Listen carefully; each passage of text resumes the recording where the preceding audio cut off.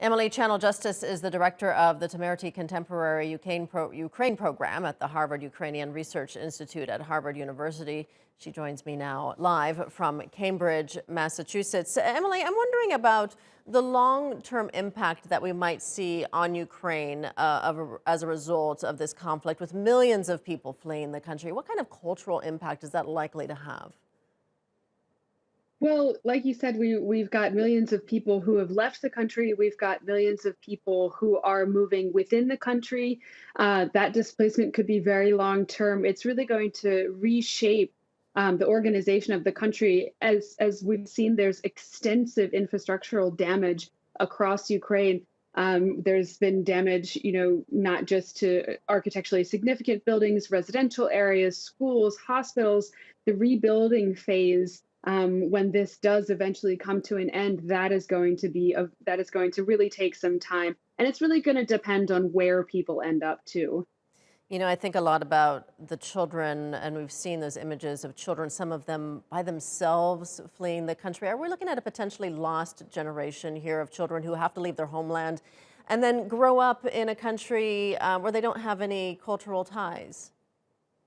Well, I think one maybe a little bit positive aspect of this is that there are already so many Ukrainians in places like Poland. So hopefully, no, hopefully those children, if they're not with family, if they're not able to return to Ukraine, they'll still have cultural ties. And we've seen this incredible unity around the importance of being Ukrainian right now. And nobody is going to forget that, no matter what happens. So I think maybe they might be displaced maybe for longer than we would like, but Ukraine is going to live forever in the hearts and minds of all of these kids, and all of their families, and everybody who cares about Ukraine.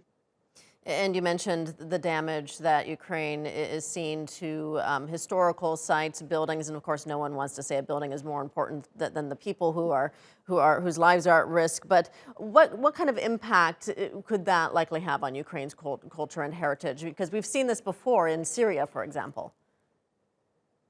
Well, exactly. That's exactly a correct comparison. I do think this is part of the Kremlin's tactic. It's to ruin meaningful heritage, to try to destroy the Ukrainian spirit, because it is devastating. These are historically important buildings where Ukrainians have been able to return to over and over throughout history and reclaim as part of Ukraine since they've become independent.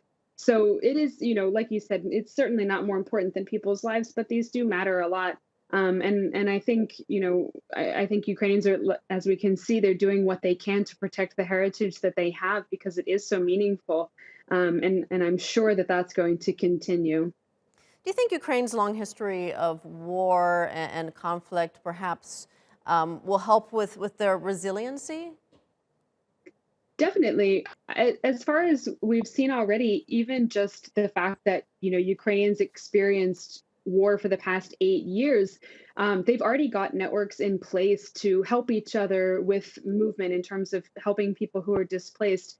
They've been doing that for some time already. And like you said, throughout Ukraine's history, it's been the site of a lot of conflicts, and Ukraine has always come out as being a place, as being a country, as being an identity.